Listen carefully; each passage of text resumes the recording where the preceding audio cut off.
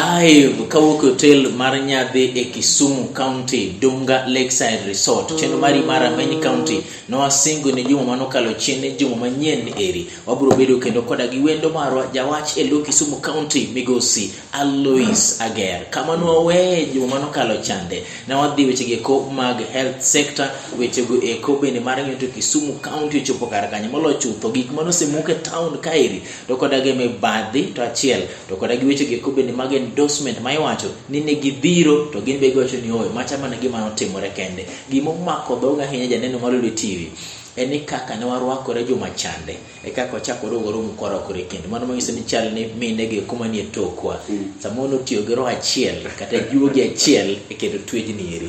Migosi Ager, juma achiel kama ne we joluo wadoga mi thuolo mar moso ganda a juma achiel boro ka ipo konenore. Erokamano jaduong' John.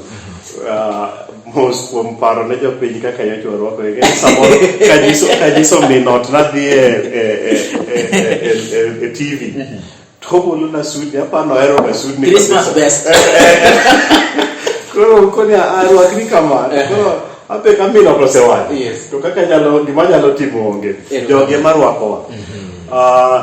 Kawo thuolo ni mondo amos jokanyanam kamoro amora ma ginenowa e Dolwe TV kendo agone Nyasaye erokamano mar kuro kodwa mondo ochak warad kendo mondo wago mbaka e weche madhi mbele sirkandwa mar Kisumu. Wachagi kuma no we jaduong' health sector ma Kisumu otamou koso unyale to nikech nyaka prof wuon osewacho ni bedo acting minister mar weche yeki mag thieth otamou unyalo sarenda koso useyudo kore. Well, John, watch health en gima very important kendo ji ok onego tugo. King'iyo e otese mag World Health Organization obedo classified kaka essential services.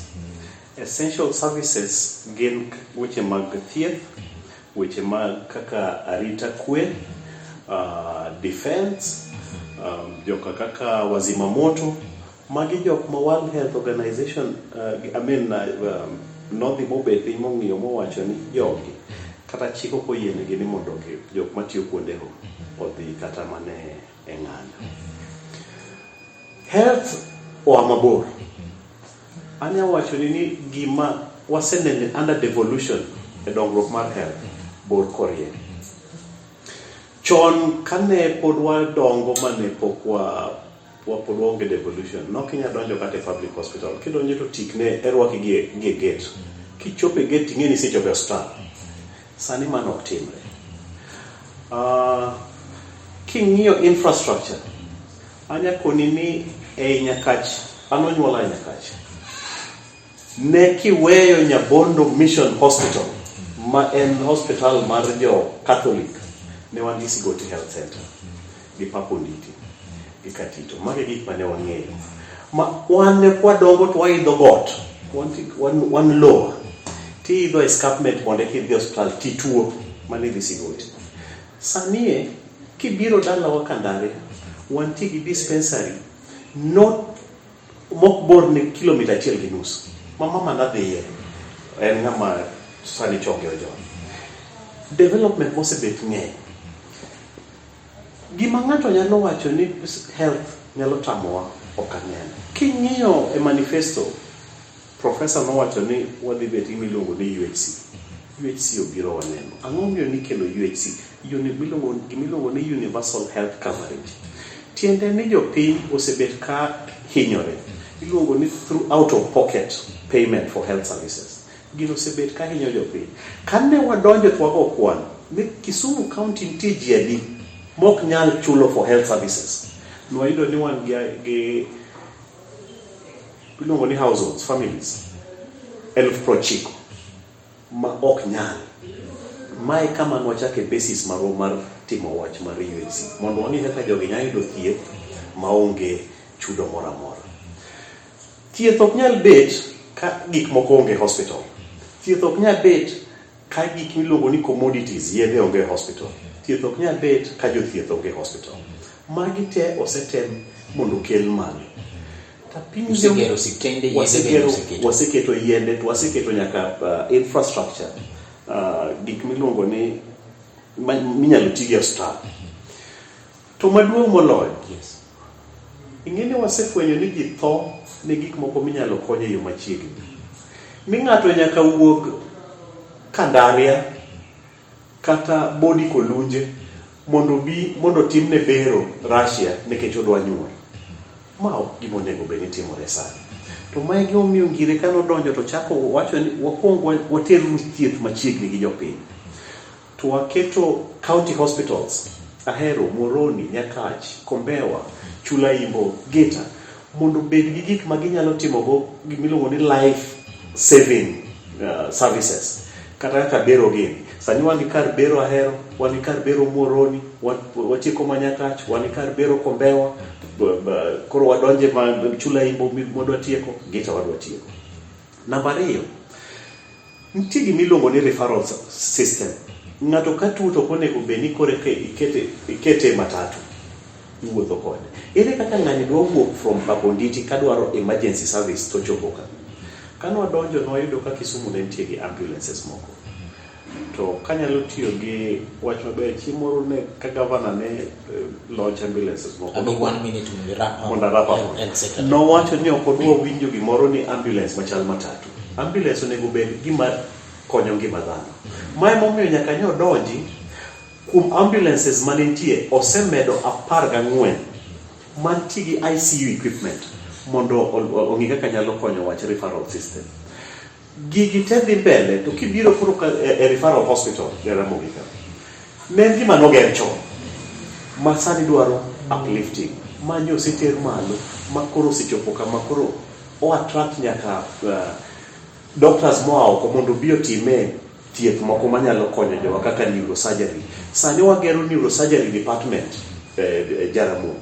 Magi gik matemo konyo weche mag thieth. Wasebet gi weche moko mag human resource problems e weche kar health care. To ma bet nikech yudo ka sami dwa rie health weche ok nyal bet mayot. Ng'i kaka ndalo mane ngire ne rie NHIF. Lweny mane nitie go ndalo. Ma koketo ng'ato NHIF kinyinyo ni jo parliamentary. Kama osebet ni nitie mibadhi rieyo nyaka bed matek kendo ji cartels nyaka ina muna penji gi luor makende modong Lois Agero lose sector ma onego wadhi ni mosa hinya kendo en sector ma nyaka wanen matuta hinya mok ni waseo ng'ato ni oyo Professor Raj dakteche richo kata maricho. The passionate miloso godo ni gik mane utimo nuneno the gap manu kendo gik moko mobiro malo. Fair enough an ng'ato biro miyo credit kanyo ero. But ok nya bedo ni Kisumu County in a county ma statistics mar counties ma Nyanza ka ire in a county ma ji oseng'anye moloyo te in a county ma dhano osewito ngima gi seche ge kuma ji ong'anyo. The bone of contention entiere kar kanye to nikech adiri maduka ni kane ng'ato winjo ni ngire Peter Nyang'o ni bedo governor ma Kisumu onge daktari mora mora mane nyalo gombo ni ok obiro tiyo Kisumu nikech wacho ni ng'ama norio the national medical services mobedo gimoro ma dhano proud of. Ang'e nyalo mone rio just a county minyalo wacho ni tin in a mere understanding mar ng'ato. Now, ang'o momiyo ng'anyo sebet kuom lakteche? Ng'anyo sebet kuom lakteche gi jothieth ka giwacho ni gimoro miluongo ni CBA ne pok obedo actualized, ne pok oket e lai mane giwinjore. Ng'eny CBA gi nobedo signed ka sirkal kane ji owuok national one system of government to jubile sirkal mar ugatuzi. Mang'eny gi notimore 2015, 2016, 2017 e counties gi te. Ma gima nokwongo tim kanose duok lakteche nikech ng'eni health revolve kanose duok jothieth e counties na gidhi sign gima niluongo ni recognition agreement gi counties mondo recognize gi kaka jotich mag counties ogol gi national government. Jothieth moko ne complain ne ywak ni moko ne pok omi kata promotion e higni 10 mokalo. Tiende ni promotion mano nego beni biro kane pod gitie sirkal mamalo ne pok otimore to kuro biro skasani. Mamae gima nyos osebet ka ywaruok mang'eny ne nitie. Ang'o miyo ng'eny mana Kisumu ka? Ema dwa ni mondo koro kama koro wadwa kole nang'o momiyo. Ema omiyo nyisi ni nitie problems osebet mabe we need to understand in their context. dwe mokalo kanyoche jakom mar KMPDU nyoche wuoyo nowacho ni e counties 47 gi jok mose effect CBA e Kenya mangima en mana Kisumu. To ka Kisumu mose effect CBA no emose timo kaka ne winjruok obete CBA ang'o medo gi ne ging'anyo ni pok pesa cha nodonjo account kaluwore gi promotion manomigi. Onge county ma promotion osebedi affected apart from Kisumu. Koro ma mido gi penjori kaka dhano kaka in ng'at makoro bet kae manyalo wuoyo gi jopiny nang'o momiyo jogi timo ma dibedi nitie gimoro e tok parono. Sani ji wuoyo ni samoro ni mshahara leo mano be timore makenda go wacho ni king'iyo kaka sani nyo Council of Governors nyo ywak ni pesa ma sirkal nonego migi dwe mar 6 nyore kanyo migi nyoro to pesa no nonego be ni chulo ji mshahara dwe mar 7. Counties gite une mundiko gazeti kendo une muwuoyo gi jopiny nyochu kwanono kaka last week counties mapoko chudo dweche 3 ang'o momiyo Kisumu kolewo juma achiel to ng'ano wada penjo bende ang'o miyo bende ywak nu ni un arrogant kaka udil gi professionals biye tich ka okibiro twariembi Dunga Ger wacho ni jogi wadhi chulo kiny kigoche ni Dunga Ger 1 week later jogi poko chuli ubende uondo japiny uondo dakteche to gidio kod gibende kod othiro tach ma kao kibiye tich tiriembi but wawach bende disclaimer ntie dakteche bende ma adieri osejwango ngima japiny at the expense of their personal interest. Un an arrogant government uwacho to kutim kusuwacho to tim. Yes or no? Gima timore ni sama itimo labor relations ji nyaka bede pesa kaka ineno bet. Exactly. Maji wuo. Onge ng'at manyalo siemo wadgi gi tok chien. To kwasebete mesa kamae mwawinjore maji okete andiko maji okoni onge tiende mondo udhi ng'anyo kata wach ni pod nitie kamilose monyisi ka tidhi timo tok mano do mano koro sechego koro nyaka ubed arrogant ok ni arrogant nyaka ket authority nikech tu ngima dhano ok nyal wawacho kwatindo ni can never iduogo. Ok en telo maragoko en telo mane kwaseketo winjruok achiel to kochopi e tim to nyaka wane kaka inyalo kawo kange komo chuno. Rameny County wendo mara en migosi Alois Ger jal mago mbaka e lo Kisumu County telo mare gimoro amora mawacho en chung kata official position mar Kisumu County Government. Weche gi mag Rameny County biro ni kachiel ka hotel mar nyadhi e Kisumu kairi Dunga Lakeside Resort. Ranyisi ni kichopo Kisumu tido modho pi moro maber kata rech moro molos makare kamenya ndimi yo mayom to chop mana Dunga Lakeside Resort. Governor Peter Nyanyongo nobedo endorsed mondo miyo chako dogo duo kendo ne gidhire kaka jotelo moko wacho gitiyo koda gi guns magi koso ker mar oganda ema noneno ni oyo ber mondo miyo chak dog mia tam moro machielo. Kisumu gimuko koso gigero en penyo madhano sebedo ka penyo molo chutho chiro mar Kibuye en chiro momaja piny koso komaja piny wan wawache gi chiro nikech adieri maduk mi pudo bede komniri nyinga en Haron Otieno.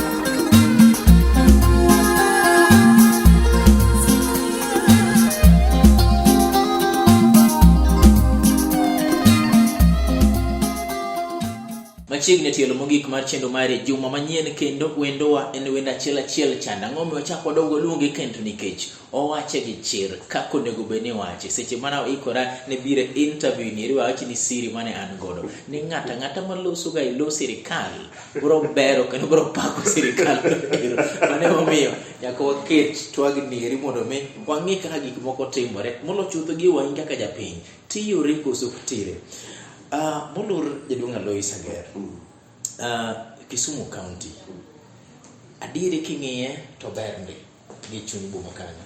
To jomoko ywak ni e tok berno ntiere piwang' moko mano chwer stall moro manomuki, ng'ato moro manoketho hande moro, ang'o ma numuko koso ne ugero, to wapenj ariyo nyadichiel, though not professional. Kane umuko koso ugero, asto mamana mina taye godo kendo, ang'o ma nimono ukongero kamoro, kure kumuku waka tutero wakacha. Joluo ne wachoga ni kidwa ni mondo ibed gi nyakwari ting'eni nyari nyaka ng'e dichuo. Nyari nyaka ng'e dichuo. To kama nyari ng'e dichuo weche guoke mang'eny. Remo samoro chwere kata. Kae tibet gi nyakwari. King'iyo manifesto mar Njire Gavana Mago, nowuoyo wach trade. Kendo nowacho ni gima lit ne mogik ni ng'at mar golo ohala, ng'ama timo ohala, magolo ushuru, makonyo sirkal, minyalo bet e bath ndara, ywe buru, koth chwe kuome, jomoko nyonore kuome, jomoko take advantage. Niwinjo ni Kisumu kae ma ng'ato dhi ywa fute ndara, to keto ng'ato pethe tichule 100. Kaja cha makara. Makara, koro se ywa e fut, koro pogo ne ji. Ndara miwuothe. Yeah. And we had to live with this. To Kisumu kae miyudo ka ng'ato ne chiewa to biro to gero mabati ne mo. Ndaro mako stall moko par magikara makite beach dwe ka dwe. To ja ohala mang'ado license to sando. Gavana nokoni nyaka ober environment. Iluongo ni jok mauso matimo ohala nyaka timo ohala with dignity. Lwasi makare with dignity. Maingi kaminyalo dhi e choo. Sorry. In gi kama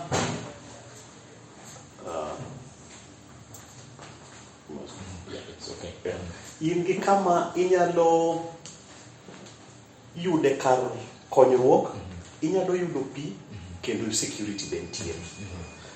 Magi gik ma nyaka dhano bedgo mondo itimo ohala. Koro ne wang'iyo ni twachak nano. Kibuye nonego ger e higni mokalo ka. Ma under program mar Kisumu Urban Project ne wantie gi $800,000 manokel mondo gero Kibuye. Pesa no nodok nikech jomoko 3-4 nogo koko motamore ni Kibuye ok nyager. Kibuye ji pethe chuodho nyaka sani. Bang'e no iloso ndara madhi Mamboleo kowuok Kisumu Boys. Jo Kenya obiro ni gidwa loso Kibuye kanyo mondo bed kama ber ma jo World Bank ochulo jok mane pethe bath ndara mondo giwuog e lei. Jomoko chako dhi kod kod proof na dino migi pesa. Gintie World Bank, pesa World Bank kod pesa mitugo go. Gin jok ma nobedo compensated. Gichak gi thiro ma pes Kenya $300,000 odok. World Bank pesa ne oken kamigo e koko to gilalo. Nyosani wachako manyo pesa $345,000 under Kenya Urban Support Program. Wadwa gero chiro, jomoko ringe kot. Ting'e gimomiyo wafwenyo ni kare jogi ringe kot nikech koro wambe ne nyaka wadhi watim investigation. Wayudo ni kare nitie landlords e chiro ka. Ma ji ogero nyaka udi e chiro. Tenants. To kamine ni pethe chuodho no, nitie weg chuodho no. Nitiere ng'ama ka ochoke pesa. Osole pesa. Koro in kidwa uso John, tibiro timiya aywa ni fut. Koro ochulo ng'ani to sirkal bende pod ochulo osuru. Sirkal ochulo diriyo. Yes. Ochulo ng'ani to sirkal ochulo $30. Koro momiyo masa mane wachielo chiro. Yes. Puoth jopiny to jomoko goe koko. To kija uso usa man timo manoala. Yes. Ere gimomiyo mondo igo koko kichielo ni kacha mondo bed so ng'ato bende nyalo penjo ang'ani mono mako jogi eki joma osete moko kaw kacha modak kendo koro ginyono ratiro mar japiny kata kane ibere ineno ka jok ochuno nyaka imak ng'ato giri emidete kano kae to ng'ati kone ni wuogi gir jopiny ema nyokawo sani nineno kwa setimo advertisement mar chiro ma Kibuye nyoseket kandarasi na gazeti ma kaber to dwe achiel dwe ariyo nego bed ni gedo chakore mondo jo ohala ma Kibuye odhi otimo ohala kama owinjore kendo ni kare. To gima chik be wacho ni sama idwa tim gimoro public participation nyaka bende, nyaka kawo pach oganda. Ne wabet gi jochiro no mwakawo pachgi magiyie magikone gavana gero chiro. Machiro mar Kibuye chande ok en gima owuok e lwet jopiny, obiro duogo e joma do Kibuye kendo biro nango space mar ikane. Chiro ke chich jopiny en lop jopiny onge kuma inyalo tero. To king'iyo advertisement manyo mar gere, ni the city of Kisumu dwa gero chiro mar Kibuye, ok en gir ng'ato. Bende ng'ato nyalo wacho ni be udino rode mar cartels gieki mondo mi bang' ka usegere maber kikendo chak dog biye kendo ni oyo stall maka nyaka chande magi amako gin maga chaka doga nyuge kendo be udino rode gieki. Mane madwa pimo nigo kama nyo asechaka experiment mwasedo kaka wadwa timo. Nikech gini ok otime Kibuye kendo nyo wachako gi kama iluongo ni Chichwa. Jok mane uso e triangle miluongo na Ng'awa Kenyatta Avenue kae nyo wasegero ne gi chiro magidhi gidonje e chiro. Chichwa sani tiyo. Kanyo nitie pi, kanyo nitie kar luoko, kanyo nitie cho ma jomoko nyo woni e not mano ger ne jomoko ni dhi. Kata kama ne ywak ni nopoge gi mibadhi anyway. Mane madwa nyisi kaka nopoge. Joka kanyo osendik nyingi. Igeni joka ywak gini jok mane isi jo trader ma ywak. Trader ok ywagi jo cartels ka ema ywak. Joka weglope. Nikech joka no biro mo sign contract. Individual trader ibiro gi license timi contract ti sign. Ni ng'ane John in a stall number 20. Mano imi nyaka barua miluongo ni allotment letter. Gino inyalo dhigo nyaka e bank nikech en gima ong'e gi sirkal. Ok en moro mane ng'ato ywa e futcha. To ng'at mane ywa futcha koro onge gini. Nikech ng'acha bonyisi ni kia kae tibro chulo sirkal Sh7,000 e higa ka higa. Koro joma ywa gi gin cartels ma Kisumu. Manyoche ywa fut. Okay. Para ne ng'at manyoche ywa fut, ng'at manyoche ywa ne fut e ndara ma koth goye 200 per day. Sani dwa chulo only 7,000 per year. To kane waseneno nwa nyalo reorganize town e yo makama, mwagol kiosk. To waparo ni ere kama wadwa dhi gere maduong' mogik. Koro wang'iyo mwayudo ni reru man gi lo. Wadwa kwa reru lo. To reru kanyo pod go naka. To ngire gi tudruok mare malach. Obi adhia State House. To koni ker. Adwa timo ne jodala. Ene mano dhiko sababu mano kwenye. Ngeni baba mako lwetji. Ingi paro to baba mako lweti. To teri kacha kuro wacha ne gimidwa wacho. Kuro dhi to aseke lir by bra. Kuro tete. Kuro ka baba se mako lweti ose teri ir ker. To ji tetea. Ni mai kaka wadwa gero chiro, to waneno lo mwanyalo gere en mana lopni. Ker konyo gi lopni. Makero koni to mai dia mapoka nene Afrika ka. To kunyalo time. Tamba dwa bet part of it. Bi ukaw lo tamba miyo we omenda moro matino bi omenda. En gere ne joma ikoso ng'ata Kisumu ya timo hala nyalo dhi mundo. Mokwongo nyo wasetimo biometric identification of jok manyo uso aswekra. Nwaluongo gi na aswekra, joanda aswekra. Mani winjo ke wacho ni bimukgo. Ok wamugi wagolo gi chieng' to watero gi kama gidhi time wala. Koro ja aswekra ka mwaseketo nyingi piny. Nwakoni Kisumu kae kibet gi chiro mar manyalo romo stall 10,000 titieko gi. Yena munda penji gimoro jaduong' ager pole kuom ng'adi. Joanda swekra ni ng'at ma goyo hala mo uso machunga ka. Osudo kaja chimoro uso ndim, chimoro uso alota kaja chande. Iwacho wach mar license to gigwado Sh7,000 kuma gi stalls gieki. Gibende giyudo license mar gik ma giuso gieki koso gento omanyo mana Sh7,000 chande to imiye stall. Nyoche chien kaja chajo aswekra na chulo Sh30 kama gibete lo. Jojuok dito kamo bete lo maka koth obiro parane ni samoro ng'ato nyagolo Sh30 to kogole ni to kotho nyako benoa koth samoro chunya to wangudhi ambo ko uso to makoro dhi bet kama onge gimoro mabro gole ni koth. Koro oyudo license e ohande chande koso chulo mana Sh7,000 michule ga kai ganieri. Mako se chulo Sh7,000 to koro mane a license mare. Okay, kuro timo ala. Okay, ma ok ni obiro gi a license document ni oyo anauso kata mana kongo kata anauso mana license mara mano ok obiro mana gi 7,000 cha kende. Mano luongo ni ground rent. Yes. Ground rent. Okay. Mano koro ode. Duka mi use. Yes. Ichulo 7,000 per year. Ichulo trading license. Trading license and baby chule per year. To itie gi categories mopogore. Yudo kaka ng'at ma uso gik moko kaka lewni ginigo. Unego beni chulo gimoro Sh3,500 e higa. Nyanya ga lot kumiyo stall ochulo pesa di total. Sani wadhi keto gi kancha wadhi ng'eni gibro chulo pesa kech ging'eni iko kwan moromore kodgi. Chichwa ne wasetieko. Chichwa ne wasewacho ni jok man Chichwa kanyo gichulo ground rent mar 7,000 kaito gi license mar 3,500. Koro ng'ata mabiro uso nyaka bibedi gi license. License yakibedigo. License yakibedigo.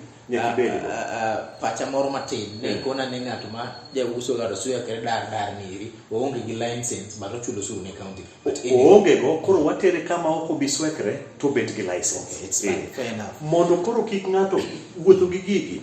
Asegoga kwan. Adwa mi minami adaka achiel 30 seconds. Igoye kwan mar ng'at manyo ni aswekra. Ng'ani opimne ndara. Ochulo 200 per day. Kotiyo dwe achiel times 200 mano 6,000. Ng'ani kano gige kamoro e warehouse. Ochulo siling 100 per day mondo ken kuno. 3,000 mano plus macha 9,000. 6 plus 9. Ng'ani dhi e choo. Kodhi e choo dichiel to chulo siling 10 kamichaje siling 10 kende. To 300 in a month. 300 in a month. 9,300. Ng'ani kowuok kanyo modhi omodho pi. Kech pisa ni gentiero. Gin gi pi, gin gi taya. Obvious kwano ni malo. Obvious kwano ni malo. Kech gik moko na kan thoth direct mara ngisa dongi dakika matin adek mondo mi watieke. Waste management. Uchopo kanye. Kachok ugula dieri koso ugolo do uketo kendo. Maybe 30 seconds gi nyako go mbaka wach mar endorsement to koda gi pi gi masane gore Public Service Board. King'iyo wach mar solid waste management en gima osethago pinje mang'eny. Iwacho ni Kisumu is the first city motimo complete relocation. Ung'enye the first city? Yeah, gin data. It is fine. Gin data magada kuka gimoro tiyo biro ka ni Google. Kitimo ni to wuok mana ni ba okisom book. Nyo wagolo Kachok. Makanyo ne waloko a botanical garden. Nikech onge kaka inyalo bet gi dam site e tie stadium. To stadium no bine no kwadwa gere sani. Kano kibire sporting activities.